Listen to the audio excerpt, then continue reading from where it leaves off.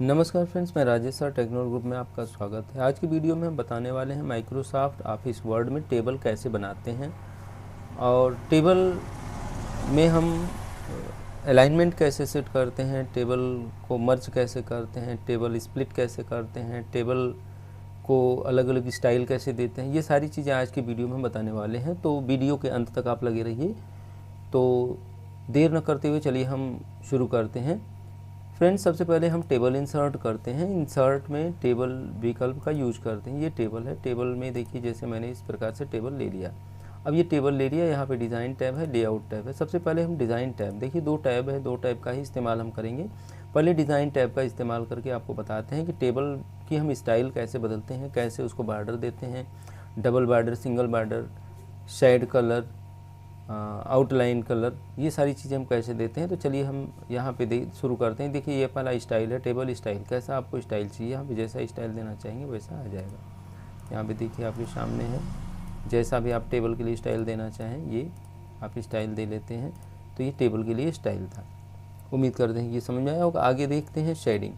Table के लिए shade देना, शेड मैंने उस टेबल में, टेबल के रो या कॉलम में जितना भी आपने row, number of cell according row और number of cell according column जो भी सेलेक्ट किया है उसमें हम ये इस प्रकार से कलर फिल कर देते हैं। ये शेडिंग कलर है। देखिए हमने कॉलम सेलेक्ट किया और यहाँ पे कलर फिल कर दिया। इस प्रकार से मैंने कलर का इस्तेमाल किया। आगे हम बता रहे हैं कि टेबल के लिए पेन कलर कैसे यूज़ करते हैं। यदि टेबल का ये जो आपने बनाया है इसमें ब्लैक कलर, इसके जो लाइन है ब्लैक कलर दिख रहे हैं, तो इसमें हम कलर कैसे इस्तेमाल करें। जैसे मान लीजिए हम ब्लू, ग्रीन जो भी कलर चाहते हैं, तो यहाँ से मैंने पेन कलर ले लिया और यहाँ पे ड्रा टेबल पे आए और यहाँ से हम इस टेबल के लिए कलर अप्लाई कर दे रहे हैं। इस प्रकार से टेबल के आउटलाइन का ये कलर है। आगे बता रहे हैं ये टेबल के लिए हम single line, double line, dot line, dash line, zigzag line कैसे यूज करते हैं। तो यहाँ पे आपके सामने ये जो लिस्ट में दिख रहा है टेबल लाइन, तो यहाँ से इस प्रकार से हम टेबल के लिए लाइन यूज करेंगे। जैसा कि ये इस प्रकार से देखिए आपके सामने दिख रहा है डबल लाइन, आउटलाइन बॉर्डर। कभी कभी टेबल बनाते हुए हमें आउटलाइन बॉर्डर की आवश्यकता आती है, तो इस प्रकार से हम टेबल के लिए आउटलाइन बॉर्डर का इस्तेमाल करते हैं। आगे है जो आउटलाइन बॉर्डर यूज कर रहे हैं, कितना मोटा पतला यहाँ पे डिसाइड करना होता है इस प्रकार से। तो यहाँ लाइन के लिए मैंने बताया है कि कैसा लाइन आप इस्तेमाल करना चाहें, जैसा लाइन देना चाहें वैसा लाइन आप डिफाइन कर सकते हैं। तो इस प्रकार से ये है। आगे है इरेजर। टेबल को यदि इरेज करना है, पूरा इरेज करना है, तो इरेजर लेकर के पूरा लेफ़्ट प्रेस करिए और पूरा ड्रैग कराइए। जैसे यहाँ से इस प्रकार से छोड़ दीजिए, डिलीट हो जाएगा। कंट्रोल जेड करके हमने वापस ला लिया। पुनः अभी देखते हैं डिज़ाइन टैब में इरेजर का इस्तेमाल। हमें अपने अकॉर्डिंग क्या इरेज करना है, जिस लाइन पे जाएंगे उसको भी बारी बारी क्लिक करके उस लाइन पे, उस रो पे, उस कॉलम पे क्लिक करके हम उसको इरेज कर सकते हैं। तो इस प्रकार से टेबल, रो, टेबल, कॉलम या पूरे टेबल को भी इरेज किया जा सकता है। आगे आते हैं, पुनः हम टेबल ड्रॉ करते हैं। टेबल ड्रॉ करने के बाद आपका देखिए डिज़ाइन टैब, जो ये ऑलरेडी मैं बता चुका हूँ आपको।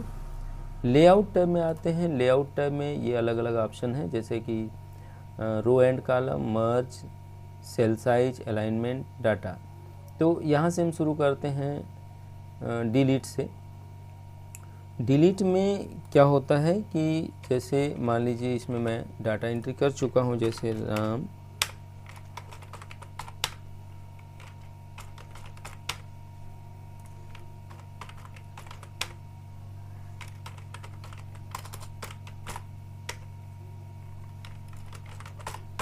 इस प्रकार से मैं टाइप किया हुआ हूँ।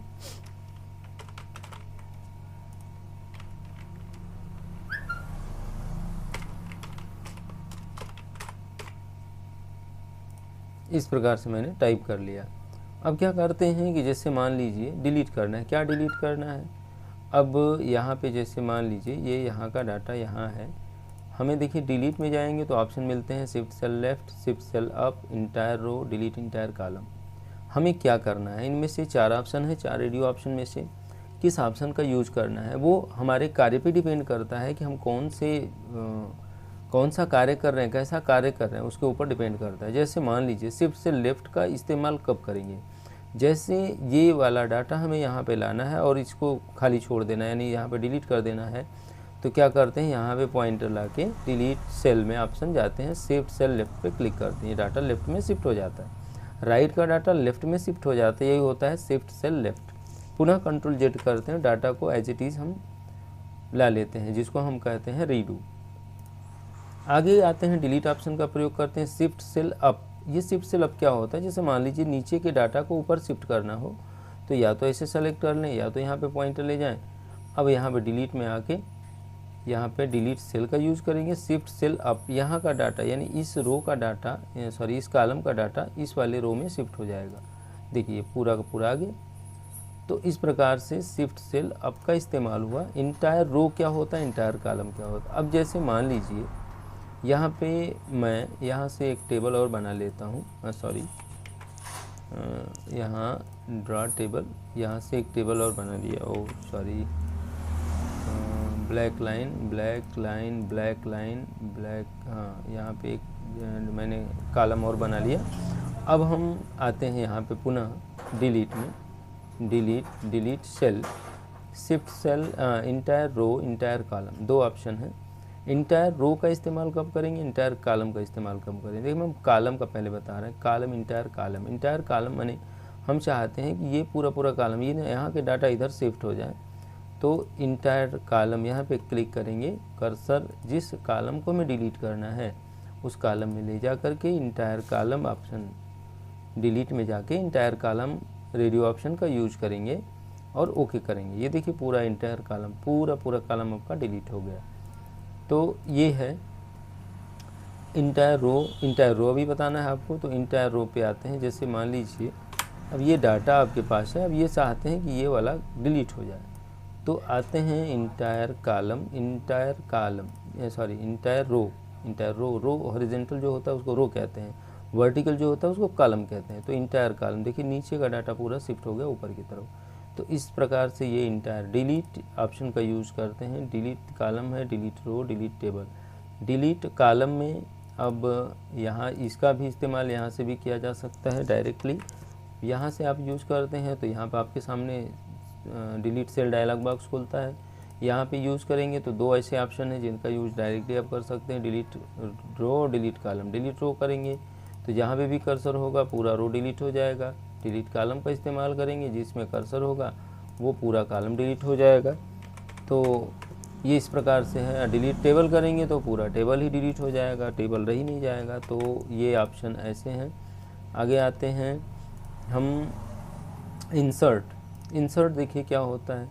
अब ये कर्सर पहले आप टेबल में लाइए, इंसर्ट एबव। इंसर्ट एबव का मतलब है ये डाटा जो है, जैसे है आपकी इसमें डाटा पूरा है तो ये इसके ऊपर एक नया पूरा पूरा रो इंसर्ट होगा और ये डाटा पूरा नीचे आ जाएंगे। देखिए यहाँ पे फिगर भी दिया हुआ है, जैसे यहाँ पे आपने कर्सर लाया और इंसर्ट एबव पे किया, देखिए डाटा नीचे शिफ्ट हो गया। इंसर्ट बिलो करेंगे तो कर्सर यदि जहाँ पे है वहाँ से नीचे वाले उसके जस्ट नीचे रो शिफ्ट हो जाएगा, इंसर्ट हो जाएगा और ये डाटा ऊपर की तरफ शिफ्ट होगा और नीचे का डाटा और नीचे शिफ्ट हो जाएगा। इसी प्रकार इंटायर कॉलम यदि इंसर्ट करना हो तो insert shift insert left, left की तरफ यानी इस साइड में एक नया कॉलम ऐड हो जाएगा। इसी प्रकार राइट शिफ्ट है तो राइट की तरफ एक नया कॉलम ऐड हो जाएगा। तो इस प्रकार से इंसर्ट करना यानी डिलीट और इंसर्ट करना बताया। आगे हम बताते हैं मर्ज सेल। सेल को मर्ज करना, देखिए ये हाईलाइट नहीं है। तो सेल को मर्ज करने का मतलब है सबसे पहले हम सेल या सेल रेंज को सेलेक्ट करते हैं। सेल से तो मतलब नहीं, कम से कम दो सेल मर्ज करने के लिए दो सेल का होना ज़रूरी है। तो यहाँ पे देखिए मर्ज सेल ऑप्शन हाईलाइट हो गया, सेलेक्ट नहीं होगा, हाईलाइट नहीं होगा, तो कम से कम हमें दो सेल को सेलेक्ट करना ही पड़ेगा। मर्ज करते हैं, देखिए ये मर्ज हो गया। मर्ज होना माने मिल जाना है। सेल के समूह का 2, 4, 6 जितना भी सेल आप सेलेक्ट किए रहेंगे वो पूरा सेल मर्ज हो जाएगा। स्प्लिट सेल, अब आगे बताते हैं स्प्लिट सेल होता क्या है। जैसे किसी टेबल में सेल है, उस सेल में हमें और भी एज ए टेबल ड्रॉ करने हैं, तो यहाँ से हम स्प्लिट सेल ऑप्शन का यूज करेंगे। तो आपके सामने split cell, number of row, number of column, number of column, number of row option आएगा। इसमें हमें कितना रो या कितना कॉलम देना है यहाँ पे हम डिसाइड करते हैं। मान लीजिए हमने कॉलम 5 दिया और रो 6 दे दिया और ओके करेंगे, सॉरी 1 और 4 के बीच में ही लेगा। तो इस प्रकार से टेबल छोटा था इसलिए लिया, टेबल बड़ा होता है आपका, सेल बड़ा होता तो उसमें ज़्यादा भी ले सकता था। तो इस प्रकार से इसमें सेल स्प्लिट हो गया।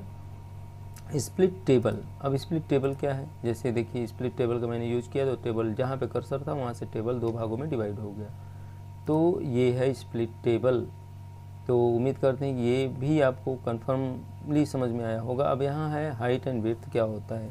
जैसे किसी भी टेबल के हाइट में, टेबल में जो सेल हैं उसके हाइट को बढ़ाना है तो ये हाइट देखिए यहाँ पे ऑटोमेटिकली, वहाँ पे देखिए ये यहाँ पे एज जैसा कि आप देख रहे हैं यहाँ पे ऑटोमेटिकली बदल रहा है। अब विड्थ क्या होता है, विड्थ देखिए ये है, यहाँ पे टेबल विड्थ, टेबल के लिए विड्थ यहाँ से डिसाइड होता है। यहाँ पे दिख नहीं रहा है, देखिए यहाँ पे दिखने लगा। इस प्रकार से टेबल के लिए विड्थ आप डिसाइड करते हैं।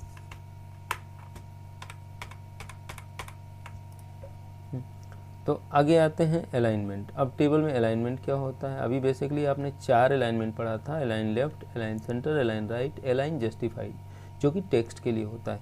वैसे ही आप अपने टेबल में जो भी टेक्स्ट लिखते हैं उस टेक्स्ट का अलाइनमेंट भी होता है। टेक्स्ट टेबल में जो टेक्स्ट लिखते हैं उसके कुल 9 अलाइनमेंट होते हैं। टेक्स्ट को टेबल में किस तरीके से मैनेज करते हैं ये टेबल अलाइनमेंट कहलाता है। अब टेबल अलाइनमेंट के लिए चलिए हम शुरू करते हैं। देखिए 3 ऊपर हैं, 3 बीच में, 3 नीचे हैं। तो ये हैं top left, align top left, align top centre, align top right, ये 4 भी तीनों को दिखाते हैं। देखिए ये है और ये है अलाइन राइट। इसी प्रकार यहाँ आते हैं, सेंटर है, centre left, centre, centre right. आगे देखते हैं bottom left, bottom centre, bottom right. ये 4 अलाइनमेंट इस प्रकार से हैं। तो ये 9 अलाइनमेंट इस प्रकार से हैं। कैसे हमें टेक्स्ट को मैनेज करना है अपने सेल में, ये हम डिसाइड यहाँ से करते हैं।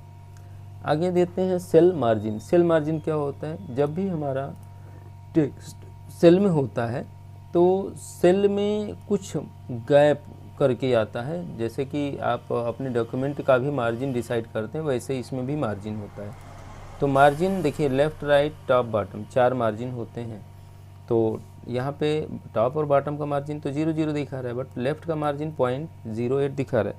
यहाँ पे यदि हम 0 करके ओके करें तो ये आपका टेक्स्ट जो है वो शिफ्ट हो जाएगा, एकदम बॉर्डर से सट जाएगा। देखिए ये हो गया शिफ्ट। इसी प्रकार हम राइट अलाइन का यूज़ करते हैं। देखिए यहाँ पे इतना मार्जिन लिया हुआ है, इस मार्जिन को यानी राइट मार्जिन को भी यदि हम 0 कर दें और ओके करें तो यहाँ पे अभी शिफ्ट हो जाता है। इस प्रकार से ये सेल मार्जिन है। तो इतना चीज़ें मैंने आपको बताया। और ये फार्मूला वगैरह, ये शॉर्टिंग वगैरह जब हम डाटा एंट्री किए रहते हैं टेबल बना के, तो उसमें हम शॉर्टिंग का यूज़ करते हैं। उसी प्रकार फार्मूला का भी यूज़ है। तो इस प्रकार से तो ये चीज़ें मैंने आपको बताया। ये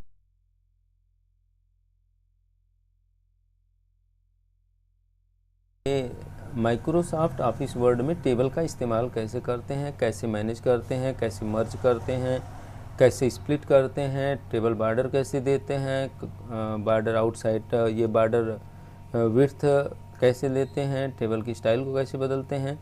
तो उम्मीद करते हैं कि ये वीडियो आपको अच्छा लगा होगा, क्योंकि ये वीडियो जब भी आप वर्ड में काम कर रहे होते हैं, वर्ड में काम करते समय जब भी टेबल आप ड्रा करते हैं तो आपके सामने ये प्रॉब्लम क्रिएट होता है कि उसको हम मैनेज कैसे करें। तो इसी को ध्यान में रखते हुए मैंने ये वीडियो बनाया। उम्मीद करते हैं कि ये वीडियो आपको अच्छा लगा होगा। तो वीडियो को कंटिन्यू देखिए।